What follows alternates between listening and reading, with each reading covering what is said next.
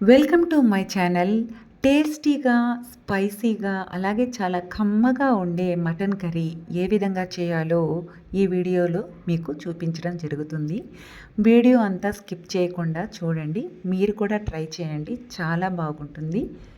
ముందుగా స్టవ్ పైన కడాయి తీసుకొని 4 బాదం పప్పు, 1 స్పూన్ మిరియాలు, 3 స్పూన్ ధనియాలు, 1 అనాస పువ్వు, 2 ఎండుమిర్చి, హాఫ్ స్పూన్ లవంగాలు, హాఫ్ స్పూన్ పట్ట, బిర్యానీ ఆకు చిన్నవైతే 2, పెద్దవైతే 1, 3 యాలకులు, హాఫ్ స్పూన్ షాజీరా ఇవన్నీ వేసుకొని దోరగా వేయించుకోవాలి. ఇవి దోరగా వేగితేనే మటన్ కర్రీ అనేది టేస్టీగా వస్తుంది.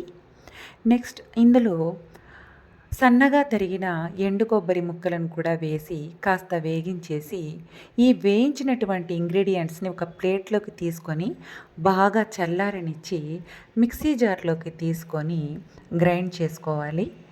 ఈ విధంగా గ్రైండ్ చేసుకున్న ఈ పొడి అనేది మటన్ మసాలా అన్నమాట. మటన్ మసాలాని ఈ విధంగా తయారు చేసుకొని పక్కకు పెట్టుకొని స్టవ్ పైన కుక్కర్ తీసుకొని 4 స్పూన్ల ఆయిల్ తీసుకొని 2 స్పూన్ అల్లం వెల్లుల్లి పేస్ట్ వేసేసుకొని బాగా కలిపేసుకొని అందులో శుభ్రం చేసుకున్నటువంటి మటన్ ముక్కల్ని వేసుకోవాలి. ఇక్కడైతే నేను మటన్ 3/4 కేజీ మటన్ అయితే తీసుకున్నాను.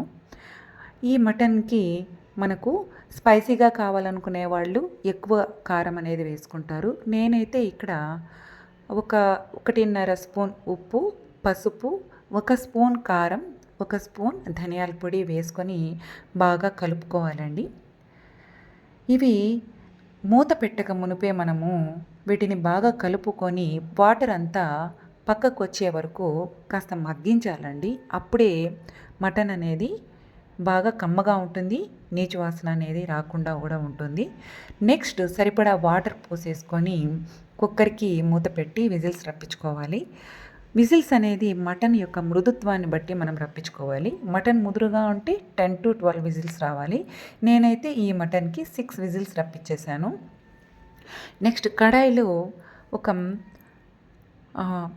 6-7 స్పూన్స్ ఆయిల్, కొంచెం ఆయిల్ ఎక్కువ తీసుకుంటే గ్రేవీ అనేది చాలా బాగా వస్తుంది. ఆయిల్ తీసుకొని ఉల్లిపాయ ముక్కల్ని విధంగా సన్నగా తరిగి వేసుకోవాలి.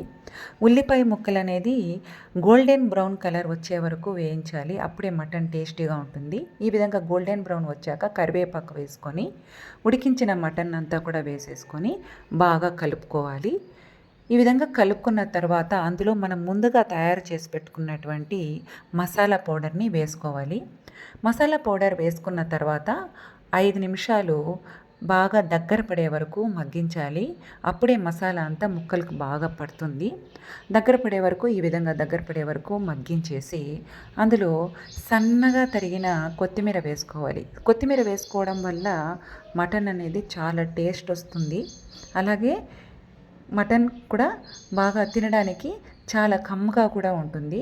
సో కొత్తిమీరను వేసుకున్న తర్వాత మనము మూత పెట్టి 2-3 నిమిషాలు మగ్గించాలి. అప్పుడే మసాలా, కొత్తిమీర అంతా కూడాను మటన్కి బాగా పట్టి మటన్ అనేది రుచికరంగా ఉంటుంది. ఈ విధంగా మూత పెట్టి మగ్గించేస్తే కమ్మగా ఉండే మటన్ కర్రీ అనేది తయారైపోతుంది. చూసారా ఎంత బాగుందో, చూడడానికి కూడా కలర్ఫుల్గా ఉంటుందన్నమాట.